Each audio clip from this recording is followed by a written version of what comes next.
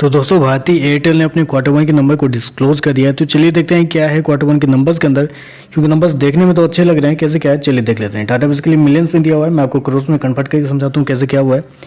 पिछले क्वार्टर की बात करें तो पिछले क्वार्टर में कंपनी ने टोटल रेवेन्यू देखा जाए जो कंपनी ने ऑपरेशन के थ्रू जनरेट किए थे 36,009 करोड़ के आसपास। पिछले साल 32,804 करोड़, जबकि अभी देखें तो बढ़ के 37,440 करोड़ के आसपास आ चुका था। साल दर साल बात करें तो साल दर साल कंपनी के रेवेन्यू के अंदर ऑलमोस्ट आप बोल सकते हैं 16% के आसपास की तेजी आपको देखने वाली, 15 से 16% के आसपास की तेजी है। वहीं अगर क्वार्टर क्वार्टर जाते हैं तो क्वार्टर क्वार्टर भी कंपनी के रेवेन्यू के अंदर एक हल्की सी तेजी आपको देखने मिली, अप्रोक्सीमेटली बोल सकते हैं 4% के आसपास का जंप है। तो क्वार्टर क्वार्टर साल दर साल कंपनी का जो रेवेन्यू है वो आपको बढ़ता हुआ देखने को मिल रहा है। चलिए कंपनी के खर्चे क्या है वो देखते हैं। पिछले क्वार्टर में 17,311 करोड़ खर्च किए थे मात्र, पिछले साल 16,275 करोड़।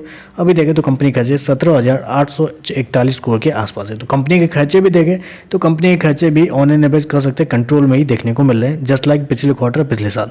चलिए कंपनी का नेट प्रॉफिट क्या निकलता है वो देख लेते हैं। पिछले क्वार्टर की बात करें तो पिछले क्वार्टर में कंपनी का प्रॉफिट अप्रोक्सीमेटली बोल सकते हैं 4,226 करोड़ के आसपास। पिछले साल 2,468 करोड़, जबकि अभी देखें तो कंपनी का प्रॉफिट 1,520 करोड़ के आसपास है। तो इस क्वार्टर में कंपनी के जो प्रॉफिट है उसके अंदर एक अच्छा खासा दबाव आपको देखने को मिल रहा है पिछले क्वार्टर और पिछले साल के मुकाबले। ऐसा क्यों हुआ है उसके पीछे रीजन भी है, मैं आपको बताता हूँ क्या रीजन है। इस क्वार्टर में क्या हुआ है, कंपनी को एक्सेप्शनल आइटम में 3,416 करोड़ का लॉस लगा है। जी हाँ, एक्सेप्शनल आइटम में कंपनी को लॉस लगा है, जबकि पिछले साल और पिछले क्वार्टर कंपनी को कुछ नहीं लगा था। अगर एक्सेप्शनल आइटम को हटा देते हैं हम तो कंपनी के प्रॉफिट की बात करें तो पिछले क्वार्टर में 5,014 करोड़ का प्रॉफिट था, पिछले साल 3,592 करोड़। अभी देखें तो कंपनी का प्रॉफिट 5,269 करोड़ के आसपास है। तो पिछले क्वार्टर से देखें तो पिछले क्वार्टर से अप्रोक्सीमेटली आप बोल सकते हैं 5% बढ़ा हुआ है कंपनी का प्रॉफिट।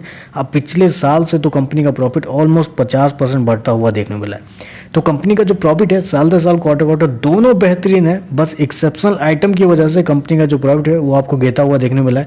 एक्सेप्शनल आइटम क्या है वो कंपनी डेप्थ में बताई होगी, डिटेल में बताई होगी नीचे में, मैं आपको कमेंट बॉक्स में पिन कर दूंगा कि एक्सेप्शनल आइटम कहाँ पे कंपनी ने खर्च किया है।